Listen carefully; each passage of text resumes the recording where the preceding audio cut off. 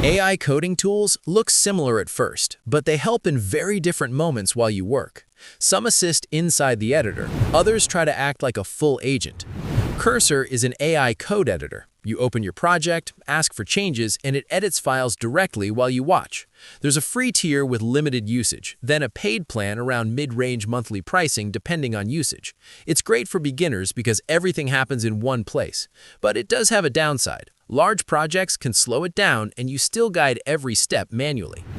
Google's Antigravity is more of an experimental agent-style environment connected to Google's AI models. Instead of typing every instruction, you describe a task and it attempts multi-step actions across files. Access usually depends on Google AI Access or credits rather than a public standalone free plan, and pricing follows model usage costs.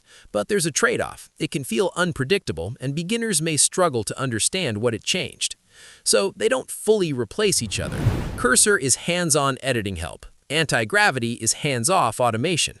What workflow should we compare next?